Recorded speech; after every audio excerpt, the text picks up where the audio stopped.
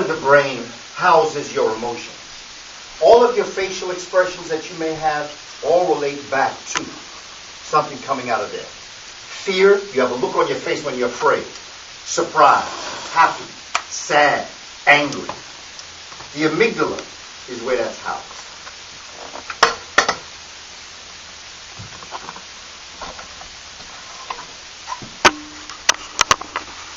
There's a part of your brain, you have 4 openings where your cerebrospinal fluid is produced. They're called the ventricular system.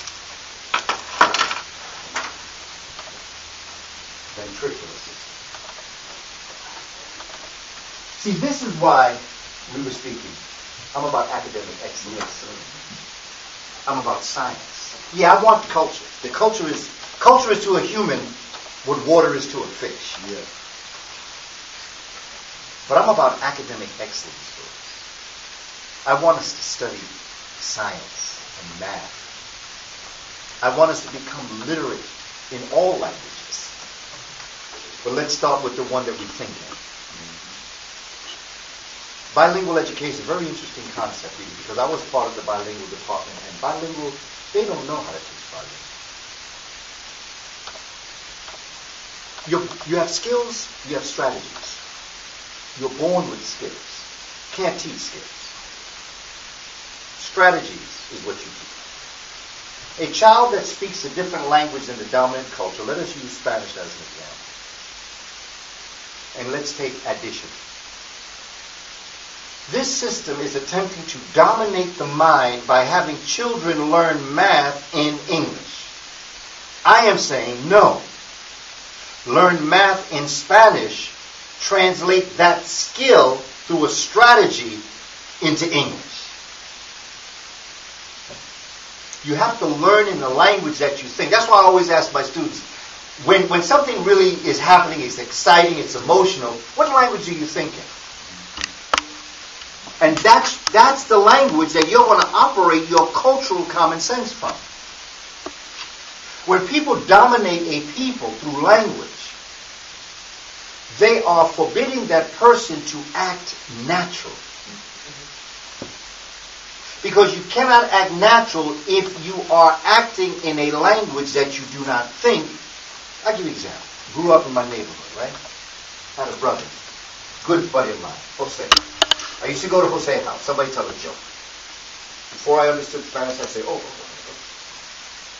tell me the joke. They say, no, but I can't tell you the joke. I said, why can't you tell me the joke? They say, because it wouldn't be funny in English. I said, well, if it's funny in Spanish, why isn't it funny in English?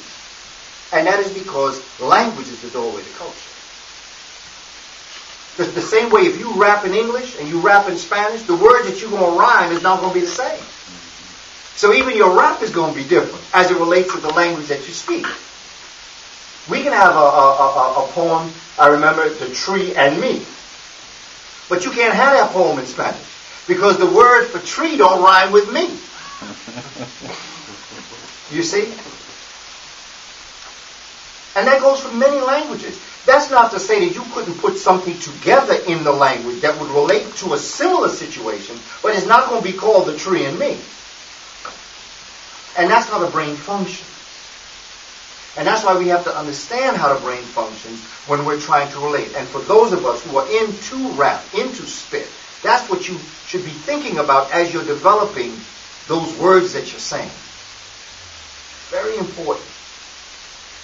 Now they're just throwing stuff at you. They say, look, if you want this produced, like what Brother Kevin was saying, when they get you in that office, they say, no, man, you have to take that word out. No, you got to put a couple of N's and B's. And, come on, man. We're selling this here. Man. Get out of here with that. You want it produced? This is what you do. I ain't asking you. Because there's 2 other brothers right down the road that say they'll do anything I tell them to do. So we don't need you. We'll go get them if you don't do. Words are so very important to the human family. Ventricular.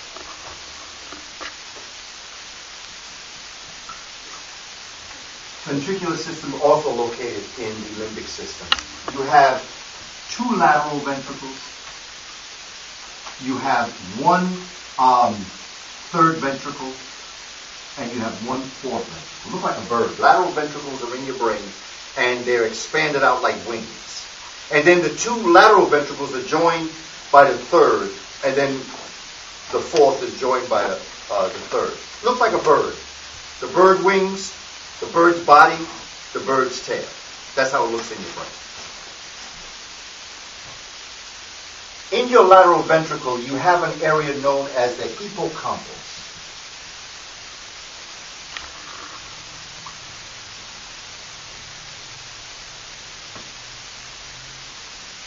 The hippocampus is responsible for long-term memory. We're in a classroom. I'm telling students, yeah, you don't pass this test, you're in Sanskrit. You don't pass this test, you're a failure. You don't do good, you ain't worth nothing. Even if I did that even in a more mild sense, where I'm creating anxiety in the student to learn, the amygdala is receiving that information, and it locks the information in the head. So when you hear people talk about they have test anxiety, they vomit sometimes in the morning when they know they're going to take a test, they get nervous, they can't think straight. I call that talk teaching to the amygdala, teaching to the fear center. Because when you try to retrieve that information, that anxiety, that pain, that struggle that you are experiencing is because the amygdala acts like a prison and locks that information in your head. And it's like trying to free a prisoner out of jail is what you're going through when you try to answer that question. The hippocampus is the area of the brain.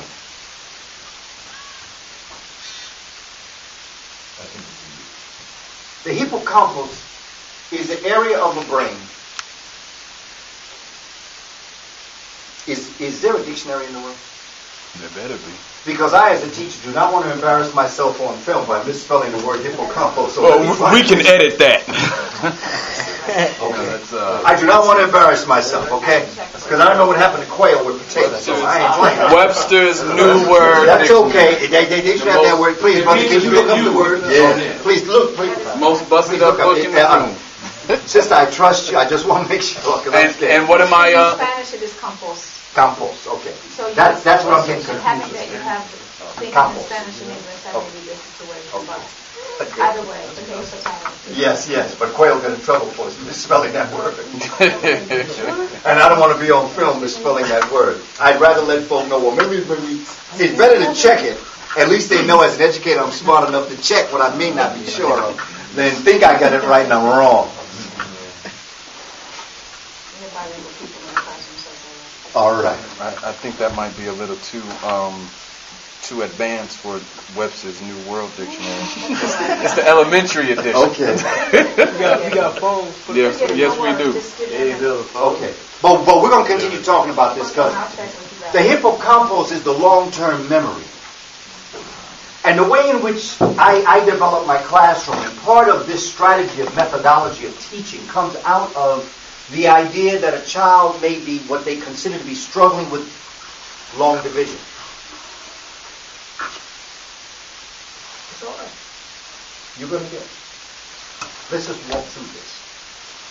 Please. That is correct. It is correct with a U. Yes. Thank you so much. You know something? I will never, ever question that again because now, in my hippocampus, now in my long-term memory, you this got emotion has now connected the U.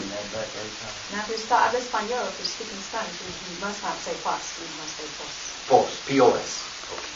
And it's with one P in Spanish. Interesting. Okay. Yes. Okay. Fantastic. I like that. See? I told you you were going to teach me something today, right? Keep that in mind. The idea that I'm trying to get at is that when you teach to the hippocampus, you teach to the safe haven of a person.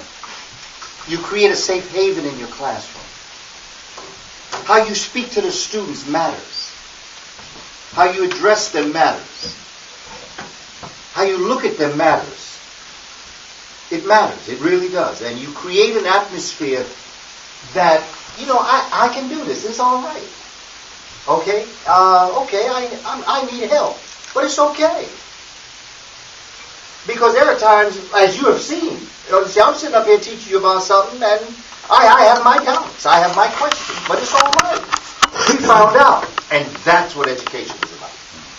Just what we went through here. That's what education is about. Even for the teacher. I don't have to know everything. You don't have to know everything. It's all right to make a mistake. But it's not all right not to correct it once you know it's a mistake. That's what education is about. And so I begin with this concept of just the general attitude in the classroom. The general attitude in our homes. The general attitudes in our friendships. Are you up on the amygdala? Because in amygdala is humor too. It's humor too. But too much humor in the classroom ain't too good either. And so we have to be careful. Even when we eat. I often tell people when we eat. It should be a time that you don't talk about anything that's emotional. When you are eating, your digestive system needs to be able to direct the enzyme that's going to break that food down. And when you're worried, you're sending things through your body that are creating situations. If something should have happened with my children when they're eating, I would say, please, Kandike, Sasha, Heru, put the food away. Calm down. Then we can start eating. Don't eat sad. Don't eat crying. Don't even eat laughing hard. Eating is a very sacred time. Just like education. When you're learning, you're feeding your mind. When you're meditating, you're feeding your spirit. And when you're eating food, you're feeding your body. These are times that you need to let those enzymes that's going to digest the information do their job. Going to digest the food, do their job. Digest the spiritual integrity of the information, do their job. So I start with this just to start this. I have a whole course on the brain. I teach about neurons. There's a whole thing I do on neurons, which are brain cells. I do a whole piece on neuromelanin as it relates to what's happening in the brain. When you're thinking, when you're teaching. That has to be taught to our teachers. See, and I haven't even started talking about content yet. I haven't said a word about African, Latino, Latina culture yet. I haven't said anything about it. Because that's the content. What I'm dealing with is the methodology of teaching. Which to me can be as important. Because the Moors, the Africans in Europe once said that after you learned what you were meant to learn, you can throw that away because it was the process of you learning it, which was the truest of the educational process. Because you're firing up your neurons. You're firing up your mind. You're connecting neural pathways. And as you create neural pathways, information comes even quicker. But when you are learning information, it is important that you don't learn information like we have math books, and biology books, and social studies books, and all these things. That's not how you should. At least from my perspective, this is not how I teach. Because there's something I understand, and the one thing I understand about this room right now, each and every person in this room is a genius. Every one of you is a genius. You have been given, you have been endowed by our Creator with a gift that no one else has. Because it's yours. Even if all you rap, you all have a gift in rap different from each other. No need to get jealous, no need to get envious, no need to wonder why you don't have that, because that time you spend worrying about someone else's stuff is a moment you cannot wonder about yourself. Search for your passion, search for your genius in whatever area it may be. The problem is, of course, you can't make money like this. So the system is trying to, it's an edu-business.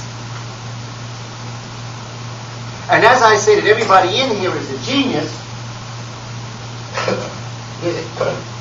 psychologist by the name of Howard Gardner, he came up with a theory called multiple intelligence. Now, I appreciate Howard Gardner, but he didn't invent anything new. African folks have been teaching this for a very, very, very long time. And basically what Howard Gardner did is that he said that you could be a genius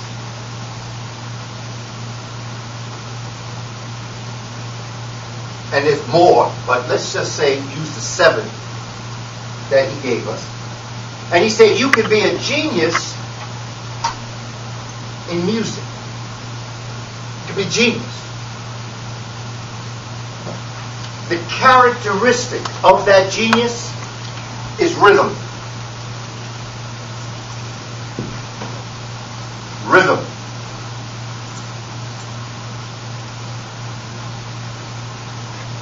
I'm in class. Okay, brother. That's a rhythm. You see, and as an educator, as a facilitator, I'm watching you do this. In a classroom, there may become a time when you're like this. Something's going to happen, and it's not going to be. It's not going to flow, and you're going to stop. That tells me. And then I say, brother, where did I leave you off? He said, how do you know I know? Well, because I'm watching the rhythm. See, this tells me everything's all right. Yeah, I'm with you, brother. I'm feeling you. But then when you stop, it tells me that there's a disconnect. There's something that stopped happening. That's a rhythm. Tapping the pencil. Stop tapping your pencil. Some people click. You like that? That's a rhythm.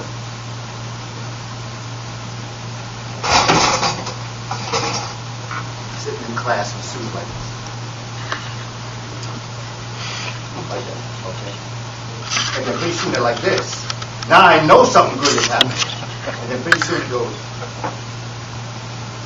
I say, where are you? Now they're wondering, how do I know that? But I'm watching your legs. This is a rhythm. This is telling me something's happening. Okay? This is a rhythmic learner.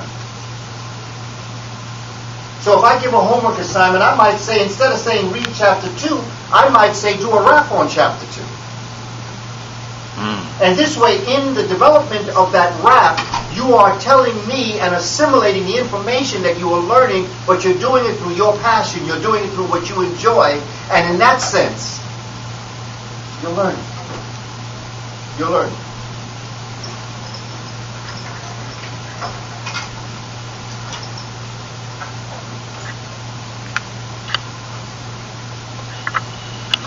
Ahine, young second grade student, teaching fractions. Ahine takes a test. And out of 10 questions, Ahine gets 9 incorrect. Teacher said, Ahine, you failed. You don't understand fractions. Ahine, amygdala, she's hurt. So she goes into the world where she feels comfortable. She put her headset on. Ahine starts to sing Alicia Keys' Girl on Fire. Now, for those of us who understand jargon, Ahine can sing. Not sing. Sister can sing. Y'all understand what I'm saying? Okay? Sang is better than sing. Ahine could not have started that song without a fraction. 2-4 times, 3-4 times. As she sang, Ahine was manipulating fractions. Quarter note, half note, whole note. Musicians, rappers, anybody into music, anybody into dance, you operate in the base 4 system. You think in the base 4 system. When I see you like this is base 4. Everything is base 4. Okay? Whole note, half note, quarter note. Now what is a base 4 system? Well, let's look at the base 10 system. Base 10 system says This is base 10. Base 10 system says you have 0, 1, 2, 3, 4, 5, 6, 7, 8, 9. Now, there is no 10. One set, 0 left over. There is no 11. One set, 1 left over. Make sense to you? One set of 10. One set of 10 things, 0 left over. Including 10, you have one set of 10 and 1 left over. One set of 10, 2 left over, on down the line, and then you have 2 sets, 0 left over. Base 10 system. Musicians, you operate like this. You have 0, 1, 2, 3. One set, 0 left over. Because now you have 1, 2, 3, 4. You have one set, 0 left over. What we would call 5, or what we would call 5 is one set, 1 left over. One set of 4, 1 left over. One set, 2 left over. You see? Let's do one more. Let's do the base 7 system.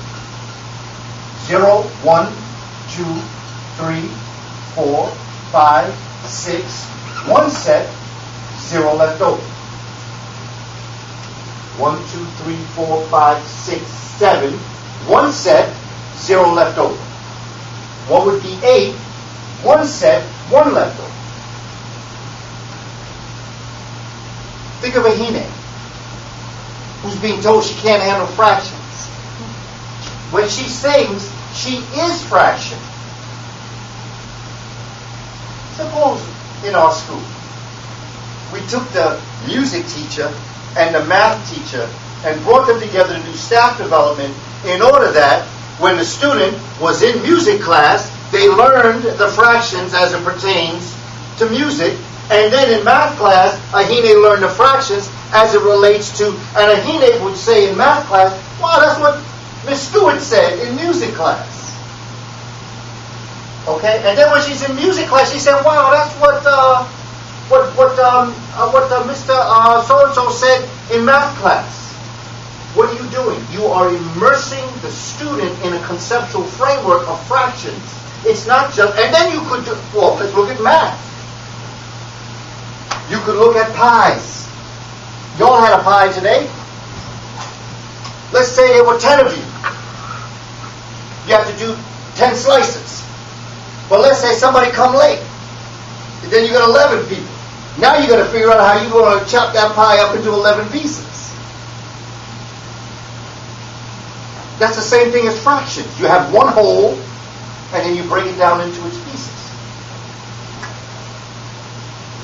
Now, there are some folk that might not be that great in math, but when it comes to chopping that pizza up, particularly if it's the 11th person that came in late and want to live at that pizza, they'll tell you how to cut that up.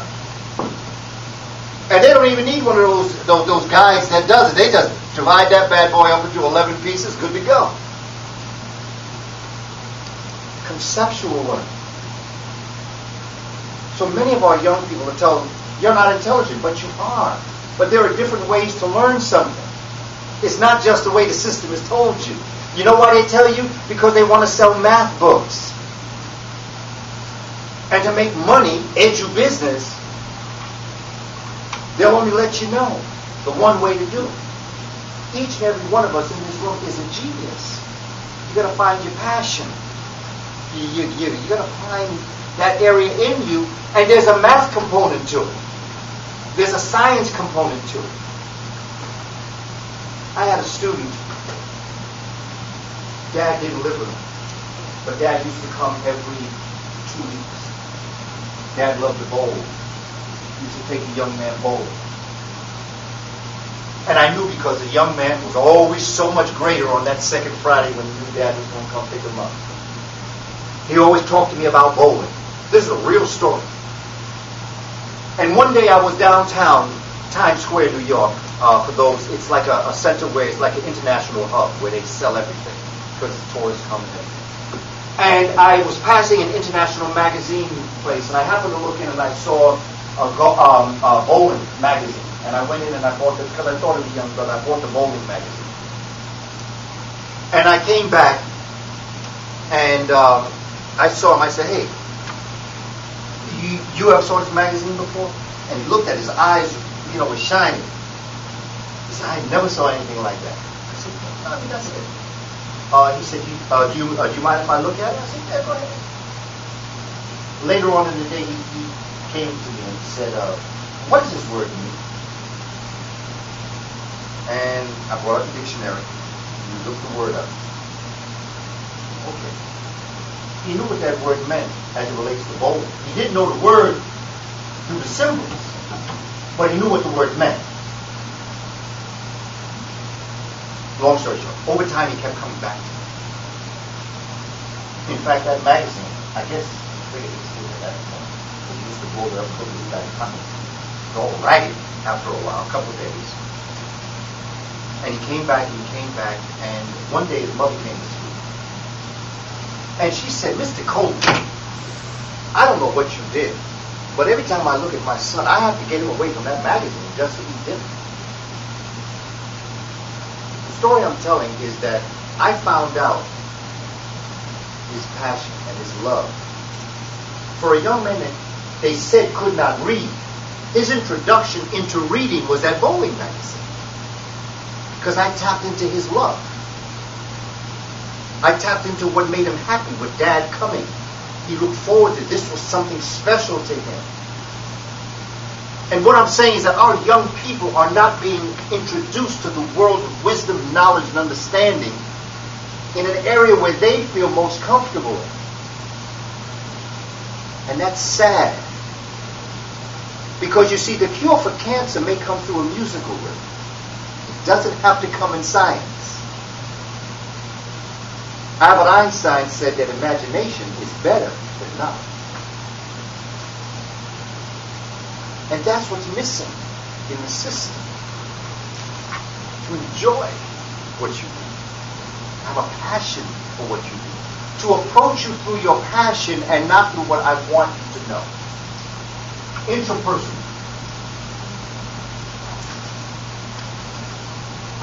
Okay, let's just call this the intelligence.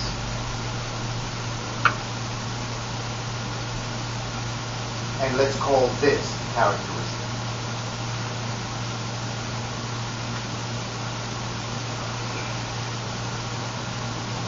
Characteristic of interpersonal is self-reflection. This is a student that don't talk, doesn't enjoy talking. Never hear their voice, don't know what their voice sounds like. But always attentive, always watching. For some reason, teachers like to make sure, you know that Timothy? See, we have an idea that to be smart, you must be quick. And that's just not true. We believe that the smart person, hand goes up automatically. That's not always true. Because a lot of times the answer may not be correct. But then you have that student that is thinking. You know, you hear people say, "Let me think about that for a while. Let me chew on that for a while." That's the self-reflective or the interpersonal learner. But that teacher wants to make sure that Timothy just answers. So it's always calling on Timothy first. What do you think, Timothy? After a while, on an intrapersonal learner, the problem becomes that it's so intimidating for them. They're not even thinking about the question or the answer because they're so, "Oh, God, I'm going to call on first." So they're not even thinking about what they should be learning. But suppose I say to Timothy, "Timothy, I'm going around to other people, man, but I know that, think about it for a while, and I'm going to let you think about that. When you come up with something, raise your hand, brother, we'll come back at you." But think about it, Timothy. What I've done is that, again, amygdala, hippocampus, fear factor, comfort level, I've released Timothy from worrying about me calling on him first. I've told him, I'm not going to call on you. Think. I freed him. Instead of trying to make him answer the question first. Instead of trying to force him to be somebody that he's not. I freed him up. Wow, yeah, that's good. And a lot of times, that student will come up with a very good answer. But we think to be smart, you must be quick. And that's not true. And I think that the great majority of the problems we have in the world today is that we act and then we think. How many times we say, you know, you should have thought about that before you did that.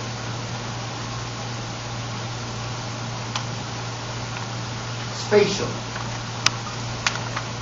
And you can also use the C. Spatial is a visual one. 1992. Spike Lee brought out a movie, Malcolm X. They asked me to go around to various schools and talk about Malcolm.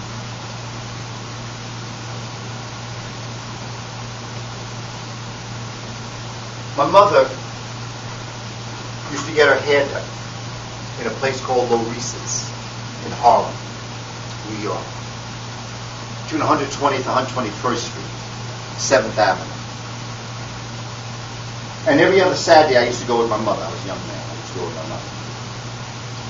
And there was 2 doors down, there was an elder brother that had a luncheonette. And the highlight of my day, along with going down to buy a 45. Yeah, it was 45. I come from that generation. The little thing with the big hole in the middle. Yeah, that's my generation. I used to eat lunch at this gentleman's luncheonette. One day I came out and I walked out. The beauty parlor's this way. But I look this way and I see a crowd of people at the end of the corner. And I asked my mother, Mom, do you mind if I go down and see what's going on? Be careful. Good. So I go down, I work my way through the group. Because I'm 7 years old. I'm in the 2nd grade. Okay. And the first thing I do is I just start to follow who I'm standing in front of. And I'm just looking at this man. And then I notice something. And I ain't never seen this before. This is something I've never seen. This is really very interesting. And I'm just staring up at this man. And I'm saying to myself, where does his forehead end and his hair begin? Because I never saw a man whose hair and skin complexion the same. And I'm just looking, I'm just staring at this man. Staring at this man. The crowd is talking to him, he's talking to the crowd. He's saying, preach, brother, preach, brother. He's coming back at him, right? As a young person, Oscar, you pick up a lot through energy. As a young person, you can pick up a lot through energy. I'm in front looking at this man. The crowd is in a semicircle behind me. And I'm picking up this love. I can feel the love. It's going through me to him, and his love is going from him through me to them. And I'm picking it up like a sponge in water. And I'm picking it up, and I'm picking it up, and I'm just looking up at this man, and I just keep saying, where does his forehead end and his hair begins? Long story short, he breaks up. Whoever it was go his way, the crowd break up, go their way. I go back into the beauty parlor, and Mrs. Jefferson, who was my mother's beautician, she had the front stall. And I used to sit like on the ledge where the plants were, and I would just look out onto the street of Harlem. Okay. In those days, well, even to this day, sisters that own a store, sisters that have something, they normally have a brother that takes care of things for them. Whether it be fixing light bulbs, whether it be going on errands, protection, Number of things. Whatever they need, the brother would come and make sure everything was all right with the ladies. And the brother that was that caretaker, I saw him all the time. He rushes in and he says, "Yo, you're not going to believe who is on the corner talking about it. You're not going to believe it." And he said, "Who is it?" He said, "You just not going to believe it." Come on, man, just say it. Malcolm X. This is the first time I know who this man is. I did not know this was Malcolm X because I was too busy trying to figure out where his forehead ended and his hair began. And the reason why I'm telling you this story is because as I'm observing Oscar, I don't know what he's thinking about. He might be saying, why you got hair like that? Why he got all those earrings in his ear? Why is one side of it silver and the other side is gold? What's up with him? He may not be listening to a word I'm saying. Because that guy that came in and said that was Malcolm X, he said, "Ask that young man right there." He was right there looking up in Malcolm's face. I bet you he can tell you everything Malcolm said. I can't tell you a thing because all I was thinking about is, where does his forehead end and his hair begins? You never know what children are thinking. You never know what impact you're having. And that's why you must always be careful what you say around here. That's right. Because you never know what they're picking up. Because just as I picked up the love in the group, Oscar's picking up vibrations in this room. He's listening, he's understanding. But he's also picking up other things. As he listens to this, he's observing all of you. He's observing me. He's observing the interaction. That's my one and only story about him. That was the only time I was ever in that brother's presence. I'd love to lie to you. I'd like to tell you, he put his hand on my shoulder and he said, "Hey, young brother, how you doing? You're a sharp young brother." I'd like to tell you that, but he never did it. I'd like to tell you I saw him a couple times. I never saw him again. But I think the emphasis and the strength of the story is that I am now 60 years old. And I'm telling you that story that happened to me when I was 70 years old, 53 years ago.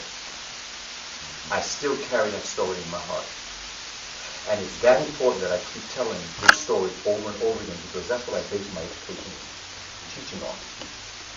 When I was I'm an early childhood teacher. I'm a kindergarten teacher. My license is in early childhood, 5-year-old, 6-year-old. But that story had such an impact on me. That experience had such an impact on me. And I'll be honest with you, I really didn't even understand who Malcolm was until years later.